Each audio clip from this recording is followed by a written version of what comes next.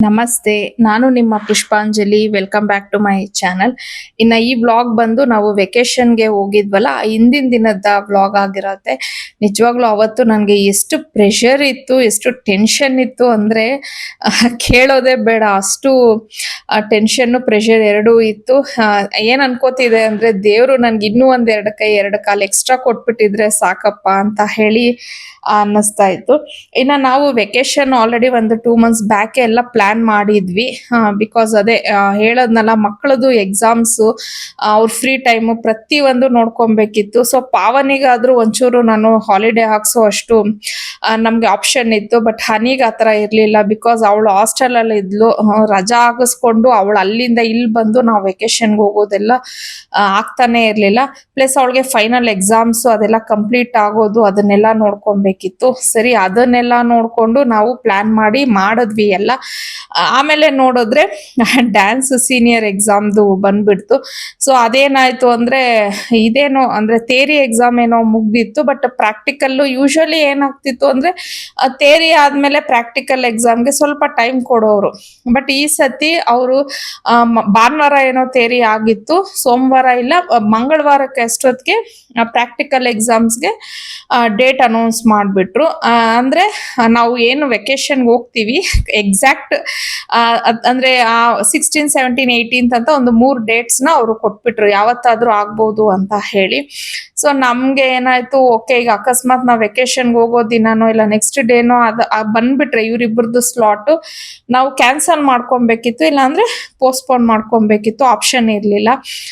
ಹಂಗಾಗಿ ನಾವು ಎಲ್ಲಾರ್ಗು ಒಂಥರ ಮೂಡ್ ಆಫ್. ಮಕ್ಕಳಂತೂ ಅವ್ರು ವೆಕೇಶನ್ ಮೂಡ್ ಅಲ್ಲೇ ಇರ್ಲಿಲ್ಲ ಬಿಡಿ. ಅವ್ರದ್ದು ಏನಿದ್ರು ಸೀನಿಯರ್ ಎಕ್ಸಾಮು, ನಮ್ದು ಸೀನಿಯರ್ ಎಕ್ಸಾಮ್, ಅದೇ ಒಂದು ಕಾನ್ಸಂಟ್ರೇಷನ್. ಬೆಳಿಗ್ಗೆ 6 ಗಂಟೆಗೆ ಹೋಗಿದ್ರೆ ಪಾವನಿ ಮತ್ತೆ ಬಂದು ರಿಟರ್ನ್ ಕಾಲೇಜ್ಗೆ ಹೋಗೋಳು. ಹನಿ ಪಾಪ ಬರೋಳು ಮತ್ತೆ ಟಿಫನ್ ಮಾಡ್ಕೊಳ್ಳೋಳು, ಮಧ್ಯಾಹ್ನ ಹೋದ್ರೆ ಇನ್ನ ರಾತ್ರಿನೇ ಬರ್ತಾ ಇದ್ದಿದ್ದು. ಬಿಕಾಸ್ ಅವಳಿಗೆ ಸ್ವಲ್ಪ ಪ್ರಾಕ್ಟೀಸ್ ಎಕ್ಸ್ಟ್ರಾನೇ ಬೇಕಿತ್ತು ಹನಿಗೆ. ಹಂಗಾಗಿ ಸೊ ನಾವು ವೆಕೇಶನ್ ಕ್ಯಾನ್ಸಲ್ ಅಂತಾನೆ ಅನ್ಕೊಂಡ್ವಿ. ಬಟ್ ಲಕ್ಕೀಲಿ ಇವ್ರಿಗೆ ವೆಕೇಶನ್ ಹಿಂದಿನ ದಿನ ಸ್ಲಾಟ್ ಸಿಕ್ಬಿಡ್ತು ಇವರಿಬ್ಬರದು.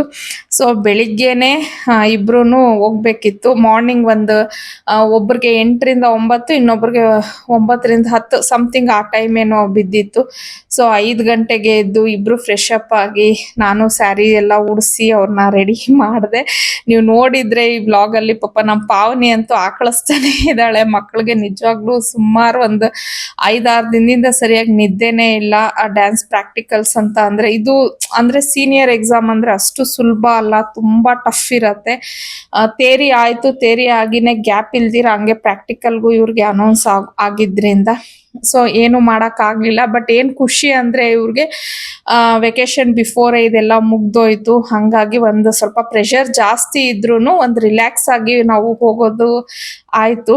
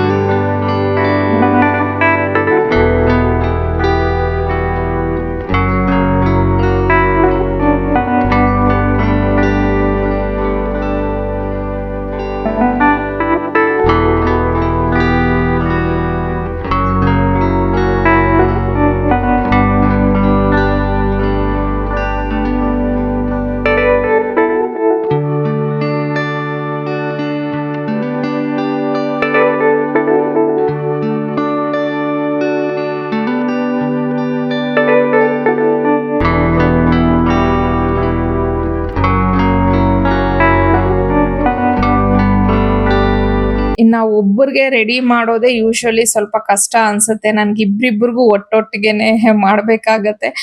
ಹಂಗಾಗಿ ಸ್ವಲ್ಪ ಬೇಗನೆ ಎದ್ದಿದ್ವಿ ಬೆಳಗ್ಗೆ ನಾವು. ಇನ್ನ ಈ ಸೀರೆ ಎರಡೂನು ಅವ್ರು ಡ್ಯಾನ್ಸ್ ಕ್ಲಾಸ್ ಇಂದಾನೆ ನಮ್ಗೆ ಕೊಟ್ಟಿದ್ರು. ಅಂದ್ರೆ ನಾವು ಪೇ ಮಾಡಿದ್ವಿ ಸಪ್ರೇಟ್ ಆಗಿ ಕೊಟ್ಟಿದ್ದು. ಸೊ ಇದು ಆಫ್ ಸ್ಯಾರಿ ಅಂತ ಹೇಳಿ ಬರತ್ತೆ. ಇದೇನ್ ಫೋಲ್ಡ್ ಮಾಡಿ ಆತರ ಉಡ್ಸಿರೋದೆಲ್ಲ ಏನು ಇಲ್ಲ. ಸೀರೆನೆ ಅರ್ಧ ತರ ಬರತ್ತೆ. ಅದು ನಾನು ಅಂದ್ರೆ ಒಂದ್ 3/4 ಲೆಂತ್ ವರ್ಗು ಉಡ್ಸಿದ್ದು. ಪ್ಯಾಂಟು ಮತ್ತೆ ಬ್ಲೌಸು ನಾನೇ ಸಪ್ರೇಟ್ ಆಗಿ ಪೀಸ್ ತಗೊಂಡ್ ಬಂದು ಸ್ಟಿಚ್ ಮಾಡಿಸಿದ್ದೆ. ಸೊ ಇನ್ನ ನೀವು ಜೂನಿಯರ್ ಮತ್ತೆ ಸೀನಿಯರ್ ಎಕ್ಸಾಮ್ಸ್ ಈ ತರ ಎಲ್ಲ ಇದ್ರೆ ಈ ತರಾನೇ ಯೂನಿಫಾರ್ಮ್ ಹಾಕೊಬೇಕಾಗತ್ತೆ. ಅದು ಒಂದು ರೂಲ್ಸ್ ಇರುತ್ತೆ. ಯೂಶಲಿ ಡ್ಯಾನ್ಸ್ ಕ್ಲಾಸ್ಗೆ ಹೋಗೋರ್ಗೆ ಇದು ಗೊತ್ತಿರತ್ತೆ ಅಂತ ಹೇಳಿ ಅನ್ಕೋತೀನಿ. ಯಾಕಂದ್ರೆ ನನ್ಗೆ ಯಾರಾದ್ರೂ ಕಮೆಂಟ್ ಅಲ್ಲಿ ಮತ್ತೆ ಇದು ಸೀರೆ ಹೆಂಗ್ ಉಡ್ಸಿದ್ರಿ ಏನು ಅಂತ ಕೇಳ್ಬಾರ್ದಲ್ವಾ. ಅಂದ್ರೆ ನಿಮ್ಗೆ ಒಂದು ಐಡಿಯಾ ಇರ್ಲಿ ಅಂತ ಅನ್ಬಿಟ್ಟು ನಾನು ಬಿಫೋರೇ ಹೇಳ್ತಿದ್ದೀನಿ ಅಷ್ಟೇನೆ. ಇನ್ನ ಸಾಮಾನ್ಯವಾಗಿ ನಾನು ಸುಮಾರು ಬ್ಲಾಗ್ಸ್ ಅಲ್ಲಿ ಹೇಳಿದೀನಿ, ಮಕ್ಕಳಿಗೆ ಮೇಕಪ್ ಎಲ್ಲ ನಾನು ಏನೂ ಮಾಡೋದಕ್ಕೆ ಹೋಗೋದಿಲ್ಲ. ಅವರೇ ಮಾಡ್ಕೊಂತಾರೆ. ನಾನು ಜಸ್ಟ್ ಅವ್ರಿಗೆ ಸ್ಯಾರಿ ಟ್ರ್ಯಾಪಿಂಗ್ ಇದ್ರೆ ಸ್ಯಾರಿ ಟ್ರ್ಯಾಪಿಂಗ್ ಮಾಡ್ಕೊಡ್ತೀನಿ, ಹೇರ್ ಸ್ಟೈಲ್ ಇದ್ರೆ ಅದನ್ನ ಮಾಡ್ಕೊಡ್ತೀನಿ ಅಷ್ಟೇನೆ. ಇನ್ನ ಸಿಂಪಲ್ ಆಗಿ ಜ್ಯುವೆಲ್ರಿನ ಹೇಳಿದ್ರು ಅವರು. ಸೊ ಹಂಗಾಗಿ ಜ್ಯುವೆಲ್ರಿನೆಲ್ಲ ಹಾಕೊಂಡು ಮಕ್ಕಳು ಇಬ್ರು ರೆಡಿ ಆದ್ರು. ಮತ್ತೆ ನಾನು ಟಿಫನ್ ಎಲ್ಲ ನಿಜವಾಗ್ಲೂ ನನಗೆ ಮಾಡಕ್ ಆಗ್ಲೇ ಇಲ್ಲ. ಯಾಕಂದ್ರೆ ಇವ್ರಿಗೆ ತುಂಬಾನೇ ಲೇಟ್ ಆಗೋಗ್ಬಿಟ್ಟಿತ್ತು. ಇಬ್ಬರಿಗೂ ಮಾಡ್ಬೇಕಲ್ವಾ. ಪ್ಲಸ್ ಸ್ಯಾರಿ ಉಡ್ಸೋದು ನಾರ್ಮಲ್ ಸ್ಯಾರಿಗಿಂತ ಈ ಸ್ಯಾರಿ ಸ್ವಲ್ಪ ಕಷ್ಟ ಅಂತ ಹೇಳಿ ಅನ್ಸುತ್ತೆ. ಅಂದ್ರೆ ಪ್ಯೂರ್ ಕಾಟನ್ ಇರುತ್ತೆ, ನೀಟಾಗಿ ಅದನ್ನ ಕೂರಿಸ್ಬೇಕಾಗತ್ತೆ. ಹಂಗಾಗಿ ಆಮೇಲೆ ಮನೆಯವರು ಹೇಳಿದ್ರು ಏನು ಮಾಡ್ಬೇಡ ನೀನು, ಹೊರಗಡೆನೆ ನಾನು ತಿನ್ನಿಸ್ಕೊಂಡ್ ಕರ್ಕೊಂಡು ಹೋಗ್ತೀನಿ ಅಂತ ಹೇಳಿ. ಆಕ್ಚುಲಿ ನಾನು ಹೋಗ್ಬೇಕು ಅಂತ ಹೇಳಿ ಅನ್ಕೊಂಡಿದ್ದೆ ಜೊತೆಗೆ. ಬಟ್ ಏನಂದ್ರೆ ಅವರು ಒಳಗಡೆ ಬಿಡೋದಿಲ್ವಂತೆ, ಗೇಟ್ ಒಳಗಡೆ ಎಂಟ್ರಿನೇ ಇಲ್ಲ, ಪೇರೆಂಟ್ಸ್ ಹೊರಗಡೆನೆ ಇರ್ಬೇಕು ಅಂತ ಅನ್ಬಿಟ್ಟು ಹೇಳಿದ್ರು. ಹಂಗಾಗಿ ಹನಿ ಇತ್ಕೊಂಡು ಅಮ್ಮ ಬೇಡ ಬಿಡಿ, ಬಂದು ಏನಕ್ಕೆ ಸುಮ್ನೆ ನೀವು ಗೇಟ್ ಹತ್ರ ವೆಯ್ಟ್ ಮಾಡ್ಕೊಂಡಿರ್ತೀರಾ, ಅದ್ರ ಬದಲು ನಿಮ್ದು ಬೇರೆ ಏನಾದ್ರೂ ವರ್ಕ್ ಇರತ್ತೆ ಮಾಡ್ಕೊಳ್ಳಿ ಅಂತ ಅನ್ಬಿಟ್ಟು. ಸೊ ಅಂದ್ರೆ ಮಾರ್ನಿಂಗ್ ಅವ್ರ ಪಪ್ಪನೇ ಕರ್ಕೊಂಡೋಗಿ ಅವ್ರನ್ನ ಡ್ರಾಪ್ ಮಾಡಿದ್ರು. ಹೋಟೆಲ್ ಅಲ್ಲಿ ಟಿಫನ್ ಮಾಡಿಸ್ಕೊಂಡು ಬಿಟ್ಟು ಬಂದ್ರು. ರಿಟರ್ನ್ ಬರೋದಕ್ಕೆ ಅವ್ರಿಬ್ರು ಆಟೋ ಬುಕ್ ಮಾಡ್ಕೊಂಡು ಬರ್ತೀವಿ ಅಂತ ಹೇಳಿದ್ರು. ಪ್ಲಸ್ ಇನ್ನೊಂದು ಏನಂದ್ರೆ ನನ್ನ ಮಕ್ಳು ಇನ್ನೂ ಚಿಕ್ಕವರಲ್ಲ, ಅಷ್ಟೊಂದು ನನ್ನ ಮೇಲೆ ಡಿಪೆಂಡ್ ಆಗೋದಕ್ಕೆ. ಸೊ ದೊಡ್ಡವ್ರು ಇದಾರೆ, ಕೆಲವು ಸತಿ ನಾವು ಅವ್ರನ್ನ ಎಲ್ಲದಕ್ಕೂ ನನ್ನ ಕೈ ಇಟ್ಕೊಂಡು ನಡಿ ಅಂತ ಅನ್ಬಿಟ್ಟು ಹೇಳೋದಕ್ಕಾಗಲ್ಲ. ಬಿಕಾಸ್ ಅವ್ರನ್ನ ಸ್ಟ್ರಾಂಗ್ ಮಾಡ್ಬೇಕು ಅಂದ್ರೆ ಕೆಲವು ಸತಿ ನಾವು ಅವ್ರ ಕೈ ಬಿಟ್ಟು ಅವ್ರನ್ನ ಮುಂದೆ ನಡ್ಸೋದಕ್ಕೆ ಪ್ರಯತ್ನ ಪಡ್ಬೇಕು. ಯೂಶಲಿ ನಾವಿಬ್ರು ಅಂದ್ರೆ ಹಸ್ಬೆಂಡ್ ಅಂಡ್ ವೈಫ್ ಅದನ್ನೇ ಮಾಡ್ತೀವಿ. ಸೊ ನಮ್ಮ ಮಕ್ಳಿಬ್ರು ಅಷ್ಟೇ, ಎಲ್ಲಾದ್ರೂ ಹೋಗ್ಬೇಕು ಬರ್ಬೇಕು ಅಂದ್ರೆ ಎಲ್ಲದಕ್ಕೂ ನಾವಿರ್ಲೇಬೇಕು ಅಂತ ಅವ್ರು ವೇಟ್ ಮಾಡೋದಿಲ್ಲ. ಇಟ್ಸ್ ಓಕೆ ಮಮ್ಮ, ನಾವು ಮ್ಯಾನೇಜ್ ಮಾಡ್ತೀವಿ, ನೀವು ಆರಾಮಾಗಿರಿ ಅಂತ ಹೇಳ್ತಾರೆ. ಅದೇ ನಾನು ಅವ್ರದ್ದು ಏನು ಸ್ಲಾಟ್ ಆಗಿದ ತಕ್ಷಣ ನನಗೆ ಮೆಸೇಜ್ ಹಾಕಿ ಫೋನ್ ಮಾಡಿ ಅಂತ ಹೇಳಿದೆ. ಅಂದ್ರೆ ಕಾಲ್ ಮಾಡೋಕ್ಕಾಗಿಲ್ಲ ಅಂದ್ರೆ ಅಟ್ಲೀಸ್ಟ್ ನನ್ಗೊಂದು ಮೆಸೇಜ್ ಮಾಡಿ ಇನ್ಫಾರ್ಮ್ ಮಾಡಮ್ಮ ಅಂತ ಅಂದ್ಬಿಟ್ಟು ನಾನು ಹೇಳಿದ್ದೆ ಅವತ್ತಿನ ದಿನ.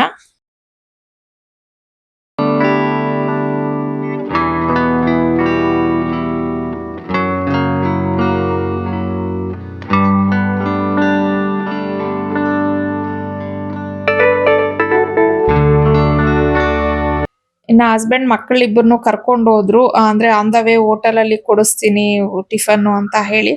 ಬಟ್ ನಾನ್ ಮನೇಲಿ ಅಡ್ಗೆ ನಾಷ್ಟ ಎಲ್ಲ ಮಾಡ್ಬೇಕಿತ್ತು. ಪ್ಲಸ್ ಇನ್ನೊಂದ್ ಏನಂದ್ರೆ ನನ್ ಮಕ್ಳು ಈ ತರ ಎಕ್ಸಾಮ್ಸ್ ಎಲ್ಲ ಏನಾದ್ರು ಇದ್ರೆ ಅವರು ಏನು ಸರಿಯಾಗಿ ತಿನ್ನೋದೇ ಇಲ್ಲ, ಫೋರ್ಸ್ಫುಲಿ ಅವ್ರಿಗೆ ತಿನ್ನಿಸ್ಬೇಕು. ಸೊ ಮನೆಯವ್ರು ಹೇಳಿದ್ರು, ನಾನು ಬಲವಂತ ಮಾಡಿ ಅಟ್ಲೀಸ್ಟ್ ಒಂದೊಂದು ಇಡ್ಲಿ ಆದ್ರೂ ತಿನ್ಸ್ಬಿಟ್ಟು ಕರ್ಕೊಂಡು ಹೋಗ್ತೀನಿ, ನೀನ್ ಟೆನ್ಷನ್ ಮಾಡ್ಕೊಂಬೇಡ ಅಂತ. ಸೊ ಗೊತ್ತಿತ್ತಲ್ವಾ ಅವ್ರು ಬರೋ ಅಷ್ಟೊತ್ತಿಗೆ ನಾನ್ ಸ್ವಲ್ಪ ಅಡ್ಗೆ ಎಲ್ಲ ಮಾಡಿಟ್ರೆ ಬಂದ್ಮೇಲೆ ಆದ್ರೂ ತೃಪ್ತಿಯಾಗಿ ಊಟ ಮಾಡ್ತಾರೆ.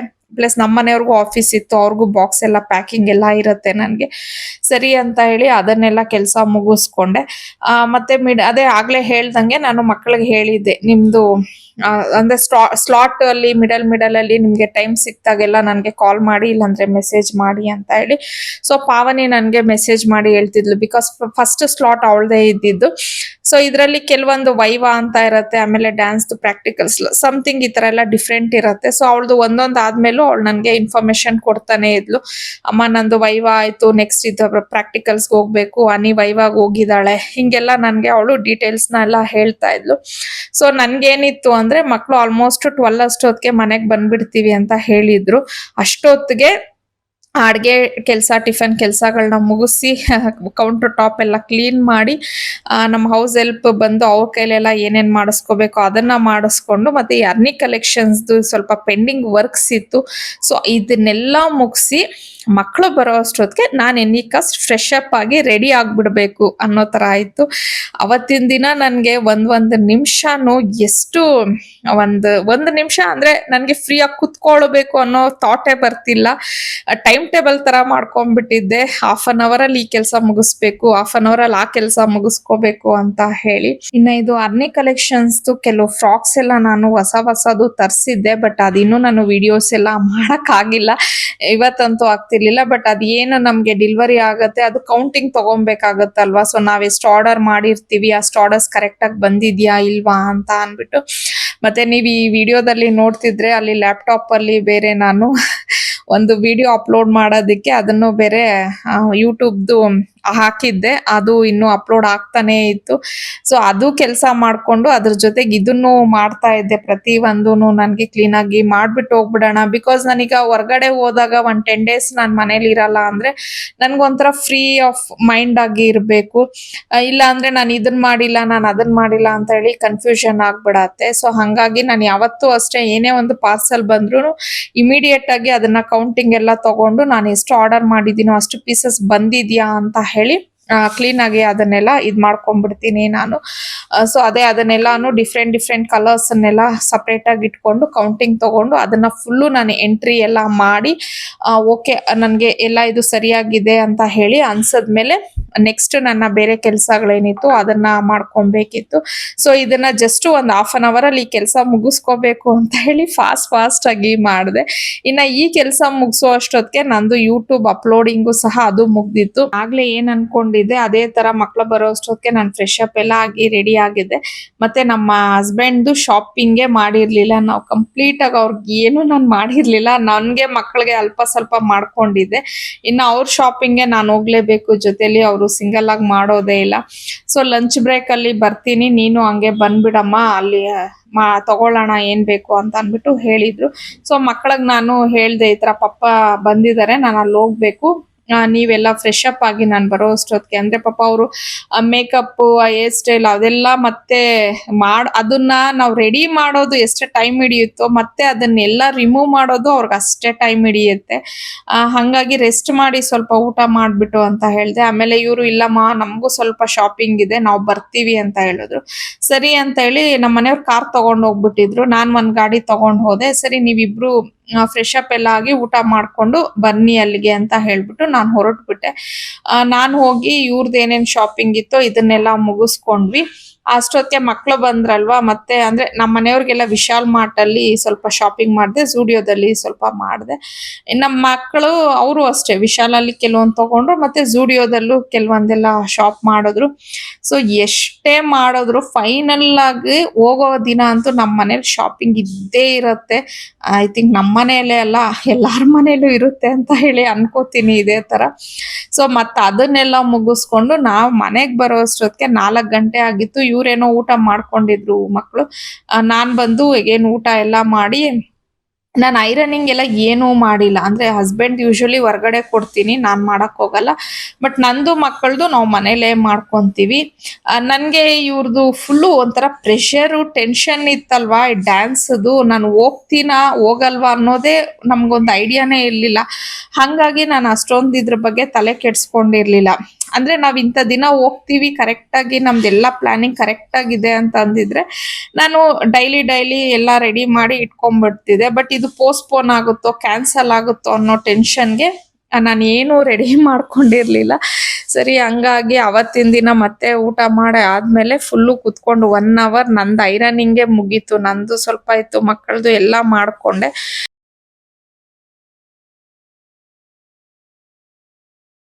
ನಾನ್ ಐರನ್ ಮಾಡೋದಕ್ಕೆ ಅಂತ ಹೇಳಿ ನಮ್ಮ ಮನೆ ರೂಮ್ ಹತ್ರನೇ ಕುತ್ಕೊಂಡ್ಬಿಟ್ಟಿದ್ದೆ. ಅವ್ರಿಗೆ ಓಡಾಡೋದಕ್ಕೆಲ್ಲ ಅಡ್ಡ ಆಗುತ್ತೆ ಅಮ್ಮ, ಈ ಕಡೆ ಬನ್ನಿ ಬನ್ನಿ ಅಂತಿದ್ರು. ಬಟ್ ನನಗ್ ಕಂಫರ್ಟಬಲ್ ಇದೆ, ನಾನು ಎದ್ದೋಳೋದಿಲ್ಲ, ಅಡ್ಜಸ್ಟ್ ಮಾಡ್ಕೊಂಡು ಓಡಾಡಿ ಅಂತ ಹೇಳ್ತಾ ಇದ್ದೆ. ಇನ್ನ ನಮ್ ಪಾವನಿ ಅಂತೂ ಒಂದ್ ಡ್ರೆಸ್ ಹಾಕೊಂಡ್ ಬರೋದು, ನನ್ಗೆ ತೋರ್ಸೋದು, ಅಮ್ಮ ಇದು ಏರ್ಪೋರ್ಟ್ ಹಾಕೋತೀನಿ, ಇದು ಓಕೆನಾ, ನೆಕ್ಸ್ಟ್ ಇದು ಹಾಕೋತೀನಿ, ಇದಕ್ ಮ್ಯಾಚ್ ಆಗತ್ತಾ ಅಂತ ಹೇಳಿ ಅವಳು ಒಂದು ಟೆನ್ಷನ್ ಅವಳು ಮಾಡ್ತಾ ಇದ್ಲು. ಆಮೇಲೆ ಇನ್ನ ಪ್ಯಾಕಿಂಗ್ ಮಾಡೋದಕ್ಕೆ ನೆಲದ ಮೇಲೆ ಹಾಕೊಂಬೇಡಿ ಬಟ್ಟೆನ, ಒಂದು ಬೆಡ್ ಸ್ಪ್ರೆಡ್ ಏನಾದ್ರು ಹಾಕ್ಬಿಟ್ಟು ಅದ್ರ ಮೇಲೆ ನೀಟಾಗಿ ಬಟ್ಟೆ ಎಲ್ಲ ಹಾಕಿ ಪ್ಯಾಕ್ ಮಾಡ್ಕೊಳ್ಳಿ ಅಂತ ಅನ್ಬಿಟ್ಟು ಹೇಳ್ತಿದ್ದೆ. ಇನ್ನ ನೀವ್ ಈ ವಿಡಿಯೋದಲ್ಲಿ ನೋಡಿದ್ರೆ ಹನಿದು ಏರ್ನ ಕಟ್ ಮಾಡಿಸ್ಕೊಂಡ್ ಬಂದಿದ್ದಾಳೆ. ಏನಾಗಿತ್ತು ಅಂದ್ರೆ ಅವಳು ಹಾಸ್ಟೆಲ್ ಅಲ್ಲಿ ಇದ್ಲಲ್ವಾ, ಸ್ವಲ್ಪನೂ ಅವಳಿಗೆ ಅಲ್ಲಿ ಕೇರ್ ಮಾಡಕ್ ಆಗ್ತಿರ್ಲಿಲ್ವಂತೆ. ಕೂದ್ಲು ಫುಲ್ಲು ಡ್ರೈ ಆಗೋಗ್ಬಿಟ್ಟಿತ್ತು. ಯೂಶಲಿ ಅವಳಿಗೆ ಸ್ವಲ್ಪ ನಾರ್ಮಲ್ ಆಗಿ ಅವಳಿಗೆ ಡ್ರೈ ಇದೆ ಕೂದ್ಲು, ಬಟ್ ಇನ್ನೂ ತುಂಬಾ ಡ್ರೈ ಆಗೋಗ್ಬಿಟ್ಟಿತ್ತು. ಒಂಥರ ಸ್ಪ್ಲಿಟ್ ಎಂಡ್ಸ್ ಅಂತ ಹೇಳ್ತೀವಲ್ವಾ, ಆದ್ರೆ ಏನ್ ಹೇಳ್ತಾರೆ ಕನ್ನಡದಲ್ಲಿ, ಸಾರಿ ನನ್ಗೆ ಗೊತ್ತಿಲ್ಲ ಅದ್ರ ಬಗ್ಗೆ.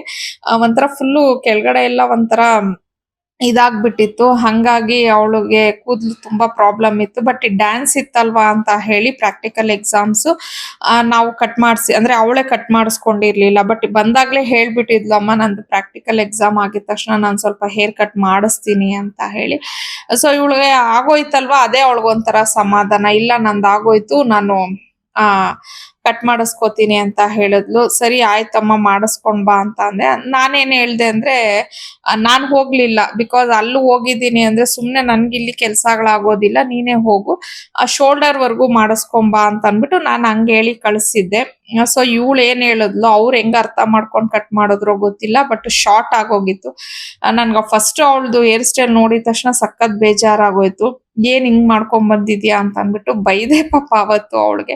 ಇಲ್ಲಮ್ಮ ನಾನು ಅಷ್ಟೇ ಹೇಳ್ದೆ, ಅವ್ರು ಹಿಂಗ್ ಮಾಡಿದ್ರು ಅಂತ ಏನೋ ಹೇಳೋದ್ಲು. ಸರಿ ಇನ್ನ ಮಾತಾಡಿದ್ರೆ ಸುಮ್ನೆ ಆಗಲ್ಲ, ಆಗೋಗಿದೆ ಅಂತ ಹೇಳ್ಬಿಟ್ಟು ಸರಿಮಾ, ಬಟ್ ಈ ನೆಕ್ಸ್ಟ್ ಗೆ ಸ್ವಲ್ಪ ಚೆನ್ನಾಗಿ ಹೇರ್ಸ್ನೆಲ್ಲ ಕೇರ್ ಮಾಡು, ಇವಾಗ ಒಂದ್ 2 months ಇರ್ತೀಯ ಅಲ್ವಾ, ಆಮೇಲೆ ಅದನ್ನ ಹಂಗೆ ಸ್ವಲ್ಪ ಫಾಲೋ ಅಪ್ ಮಾಡು ಅಂತ ಅನ್ಬಿಟ್ಟು ಹೇಳ್ದೆ.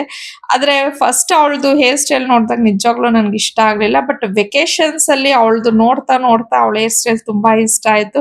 ಮತ್ತೆ ಮಿನಿ ಬ್ಲಾಗ್ ಹಾಕ್ದಾಗ್ಲೂ ಅಷ್ಟೇ ತುಂಬಾ ಜನ ಹನಿ ಹೇರ್ ಸ್ಟೈಲ್ ತುಂಬಾ ಚೆನ್ನಾಗಿದೆ ಅಂತಾನು ಕಮೆಂಟ್ ಮಾಡಿದ್ರಿ. ಸೊ ಆಮೇಲೆ ನನ್ಗೂ ಓಕೆ ಚೆನ್ನಾಗ್ ಕಾಣಿಸ್ತಿದೆ ಅಂತ ಹೇಳಿ. ಬಟ್ ಅವ್ರ ಪಪ್ಪ ಅಂತ ಇದ್ರು, ಮೊದ್ಲೇ ಚಿಕ್ಕ ಮಗು ತರ ಇದೀಯ ನೀನು ನೋಡೋದಕ್ಕೆ, ಬಟ್ ಇನ್ನೂ ಒಳ್ಳೆ ಚಿಕ್ಕ ಹುಡ್ಗಿ ತರ ಆಗೋಗ್ಬಿಟ್ಟಿದ್ಯಾ, ನೀನನ್ ಯಾರಾದ್ರೂ 21 years ಅಂದ್ರೆ ನಂಬಕ್ ಆಗತ್ತಾ ಕನ್ನ ಅಂತ ಅನ್ಬಿಟ್ಟು ಅವ್ರ ಪಪ್ಪನೂ ಅವಳದು ಹೇರ್ ಸ್ಟೈಲ್ ಎಲ್ಲ ನೋಡ್ಬಿಟ್ಟು ರೇಗಿಸ್ತಾ ಇದ್ರು. ಇನ್ನ ನಂದು ಆಲ್ಮೋಸ್ಟ್ ಆಲ್ ಐರನಿಂಗ್ ಎಲ್ಲ ಮುಗಿಸಿದ್ಮೇಲೆ ಇವ್ರದ್ದು ಪ್ಯಾಕಿಂಗ್ಗೆ ಸ್ವಲ್ಪ ಹೆಲ್ಪ್ ಮಾಡಿದೆ. ನಂಬ್ತಿರೋ ಬಿಡ್ತಿರೋ ನನ್ ಮಕ್ಳಿಬ್ರು 4 hour ಪ್ಯಾಕಿಂಗ್ ಮಾಡ್ಕೊಂಡಿದ್ದಾರೆ. ಅಂದ್ರೆ ಆಗ್ಲೇ ಹೇಳದ್ನಲ್ಲ, ನಮ್ ಪಾವನಿ ಒಂದ್ ಡ್ರೆಸ್ ಹಾಕೊಂಡ್ ಬಂದು ತೋರ್ಸೋದು, ಲೈಕ್ ಆ ತರ ಒಂದ್ ಡ್ರೆಸ್ ಹಾಕೊಳ್ಳೋದು, ಅದಕ್ಕೆ ಶೂ ಹಾಕೊಳ್ಳೋದು, ಈ ಡ್ರೆಸ್ಗೆ ಈ ಶೂ ಮ್ಯಾಚ್ ಆಗತ್ತಾ, ಈ ಡ್ರೆಸ್ಗೆ ಈ ಆಕ್ಸೆಸರಿ ಮ್ಯಾಚ್ ಆಗತ್ತಾ ಅಂತ ಹೇಳಿ ಇಬ್ರುನು ಡಿಸೈಡ್ ಮಾಡೋದು. ಈ ದಿನ ಇದನ್ನ ಹಾಕೋತೀನಿ, ಈ ದಿನ ಅದನ್ನ ಹಾಕೋತೀನಿ ಅಂತ ಹೇಳಿ ಅದನ್ನ ತಗೊಂಡ್ ಬಂದು ಅದನ್ನ ಇನ್ನೊಂದ್ಸತಿ ಐರನ್ ಮಾಡ್ಕೊಂಡು, ಇಲ್ಲ ಈ ಟಾಪ್ ಮ್ಯಾಚ್ ಆಗ್ತಿಲ್ಲ, ನಾನು ಬೇರೆ ಟಾಪ್ ತಗೋತೀನಿ ಅಂತ ಮತ್ತೆ ಈ ಟಾಪ್ ನ ಬಿಡೋದು, ಇನ್ನೊಂದ್ ಟಾಪ್ ತರೋದು, ಅದನ್ನ ಐರನ್. ಸೀರಿಯಸ್ಲಿ ನಾನು ನಂದು ಮತ್ತೆ ನಮ್ಮ ಮನೆಯವ್ರದ್ದು ಇಬ್ಬರದು ಸೇರಿ ಜಸ್ಟ್ 1 hour ಅಲ್ಲಿ ಪ್ಯಾಕ್ ಮಾಡಿದೆ. ಇವ್ರಿಬ್ರು ಸಪ್ರೇಟ್ ಆಗಿ ಪ್ಯಾಕ್ ಮಾಡ್ಕೊಂಡಿದ್ದು, ಆದ್ರೂ 4 hours ಮಾಡಿದ್ರು. ಅಂದ್ರೆ ಈ ಕಾಲದಲ್ಲಿ ಹೆಣ್ಮಕ್ಳೇ ಇಷ್ಟು ಅನ್ಕೋತೀನಿ. ಏನು ಮಾಡಕ್ಕಾಗಲ್ಲ, ಅವ್ರ ಖುಷಿ, ನಾನೇನು ಅವ್ರಿಗೆ ಇದ್ ಮಾಡಕ್ ಹೋಗ್ಲಿಲ್ಲ. ಬಟ್ ನನ್ಗೇನಿತ್ತು ಅಂದ್ರೆ ತುಂಬಾ ಮಾರ್ನಿಂಗ್ ಎಗೇನ್ 4 ಗಂಟೆಗೆ ಎದ್ದೊಳ್ಬೇಕು. ಬೆಳಿಗ್ಗೆಯಿಂದ ಪಾಪ ತುಂಬಾ ಮಕ್ಳು ಸ್ಟ್ರೈನ್ ಆಗಿದ್ದಾರೆ, ಸ್ವಲ್ಪ ಅವರು ರಿಲ್ಯಾಕ್ಸ್ ಆಗ್ಲಿ ಅಂತ ಅನ್ಬಿಟ್ಟು ನನ್ಗಿತ್ತು ಬೇಗ ಬೇಗ ಕೆಲಸ ಮುಗಿಸ್ಕೊಂಡು ಮಲ್ಕೊಳ್ರಮ್ಮ, ಸ್ವಲ್ಪ ರೆಸ್ಟ್ ಮಾಡಿ ಅಂತ ಹೇಳಿ. ಬಟ್ ಇವ್ರದು ಒಂಥರ ಡ್ಯಾನ್ಸ್ ಎಲ್ಲ ಮುಗ್ದೋಯ್ತು, ವೆಕೇಶನ್ಗೆ ಹೋಗ್ತಿದೀವಿ ಅನ್ನೋ ಒಂದು ಜೋಶು. ಅವ್ರ ಆ ಜೋಶ್ಗೆ ಅವ್ರಿಗೆ ಅಷ್ಟೊಂದು ಅವ್ರಿಗೆ ಕಷ್ಟ ಅಂದ್ರೆ ಇಷ್ಟು ದಿನ ಅವ್ರು ತಗೊಂಡಿರೋಂಥ ಪ್ರೆಷರ್ ಎಲ್ಲ ಅವ್ರಿಗೆ ಮರ್ತೇ ಹೋಯ್ತು. ಮಾಡ್ತಾನೆ ಇದ್ರು. ಮತ್ತೆ ಇಬ್ರದು ಕೆಲವೊಂದು ಡ್ರೆಸ್ಸಸ್ಗೆ ಕೆಲವೊಂದು ಶೂಸ್ ಎಲ್ಲ ಸೇಮೇ ಇತ್ತು. ಅದೇ ನೀನ್ ಇವತ್ತಿನ ದಿನ ಈ ಶೂ ಹಾಕೊಂತೀಯ, ನಾನು ಅವತ್ತಿನ ದಿನ ಆ ಶೂ ಹಾಕೋತೀನಿ ಅಂತಪ್ಪ ಡಿಸ್ಕಷನ್ ಮಾಡಿ ಮಾಡಿ ಮಾಡಿ ಅವ್ರದ್ದು ಪ್ರತಿ ಒಂದು ಪ್ಯಾಕ್ ಮಾಡ್ಕೊಂಡ್ರು. ನಾನು ಅದನ್ನೇ ಹೇಳ್ಬಿಟ್ಟಿದ್ದೆ, ನೀವ್ ಏನ್ ಮಾಡ್ಕೋತಿರೋ ನನಗ್ ಗೊತ್ತಿಲ್ಲ, ಬಟ್ ಎನಿ ಕಾಸ್ಟ್ ಇಬ್ರು ಆರ್ಗ್ಯೂ ಮಾಡ್ಕೋಬಾರ್ದು, ಕಿತ್ತಾಡ್ಕೋಬಾರ್ದು. ಕ್ಲೀನ್ ಆಗಿ ಯಾರು ಯಾವತ್ ಏನ್ ಹಾಕೋತಿರೋ ಅದನ್ನ ಪ್ಲಾನ್ ಮಾಡ್ಕೊಂಡು ನೀವು ಪ್ಯಾಕ್ ಮಾಡಿ ಅಂತ ಹೇಳಿ ನಾನು ಆತರ ಅವ್ರಿಗೆ ಸ್ಟ್ರಿಕ್ಟ್ ಆಗಿ ಒಂದು ಹೇಳ್ಬಿಟ್ಟೆ. ಇವ್ರಿಗೆ ಅಂದ್ರೆ ಇವ್ರ ಪ್ಯಾಕಿಂಗ್ ಅದೇ ಒಂದು ಇರುತ್ತೆ ಅಷ್ಟೇ. ಬಟ್ ನಮ್ ಲೇಡೀಸ್ಗೆ ಆತರ ಇರೋದಿಲ್ಲ ಅಲ್ವಾ. ಎಲ್ಲಾದ್ರೂ ಹೊರಗಡೆ ಹೋಗ್ತೀವಿ ಅಂತಂದ್ರೆ ನಮ್ದು ಬೇರೆ ಬೇರೆ ಏನೇನ್ ಸೇಫರ್ ಸೈಡ್ ಮಾಡ್ಬೇಕು ಅದನ್ನೆಲ್ಲ ಮಾಡ್ಕೊಬೇಕಾಗತ್ತೆ. ಸೊ ನಾನ್ ಸ್ವಲ್ಪ ಗಿಡಕ್ಕೆಲ್ಲ ನೀರ್ ಹಾಕೊಂಡ್ಬಿಡೋಣ ಅಂತ ಹೇಳಿ ಎಷ್ಟು ಬೇಕೋ ಅಷ್ಟೆಲ್ಲ ನೋಡ್ಕೊಂಡು ಎಲ್ಲಾ ಗಿಡಗಳಿಗೂ ನೀರೆಲ್ಲ ಹಾಕೊಂಡು ಬರ್ತಿದ್ದೆ. ಮತ್ತೆ ಸ್ವಲ್ಪ ಲಾಸ್ಟ್ ಮಿನಿಟ್ ಕ್ಲೀನಿಂಗ್ಸು ಇರುತ್ತೆ ಅಲ್ವಾ, ನಾವ್ ಅಷ್ಟು ದಿನ ಇರಲ್ಲ ಅಂತಂದಾಗ. ಹಂಗಾಗಿ ಅದನ್ನೆಲ್ಲ ಮಾಡ್ಕೊಂಡೆ. ಎಲ್ಲಾ ಮಾಡ್ಕೊಂಡು ಆಲ್ಮೋಸ್ಟ್ ಆಲ್ 11 ಗಂಟೆ ಏನೋ ಆಯ್ತು.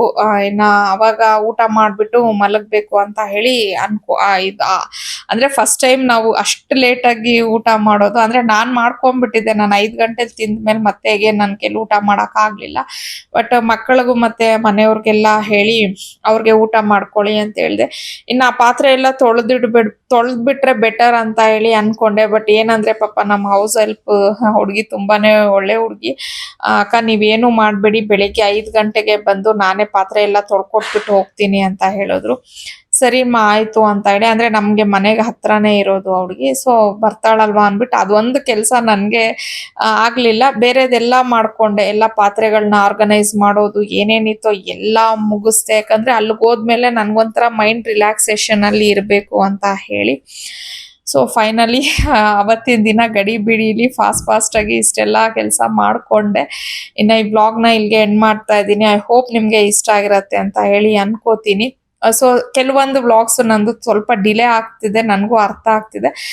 ಬಟ್ ನಿಮ್ಗೂ ಅರ್ಥ ಆಗತ್ತೆ ಅಂತ ಹೇಳಿ ಅನ್ಕೋತೀನಿ. ಬಿಕಾಸ್ ನಾನು ವೆಕೇಶನ್ ಅಲ್ಲಿ ಇದ್ದಾಗ ನಮ್ಗೆ ಅಷ್ಟು ಈಸಿಯಾಗಿ ಎಡಿಟ್ ಮಾಡೋದು, ವಾಯ್ಸ್ ಓವರ್ ಕೊಡೋದು ಎಲ್ಲ ಸ್ವಲ್ಪ ಪ್ರಾಬ್ಲಮ್ ಆಗುತ್ತೆ ನನಗೆ. ಹಂಗಾಗಿನೇ ಆಗ್ಲಿಲ್ಲ. ಬಟ್ ಇನ್ಮೇಲೆ ಆದಷ್ಟು ಬೇಗ ವ್ಲಾಗ್ಸ್ ಅಪ್ಲೋಡ್ ಮಾಡಕ್ಕೆ ಟ್ರೈ ಮಾಡ್ತೀನಿ. ಆದಷ್ಟು ಬೇಗ ಮತ್ತೊಂದು ವ್ಲಾಗ್ ಅಲ್ಲಿ ನಿಮ್ಮನ್ನೆಲ್ಲ ಭೇಟಿ ಆಗ್ತೀನಿ. ಅಲ್ಲಿವರೆಗೂ bye, see you in the next vlog.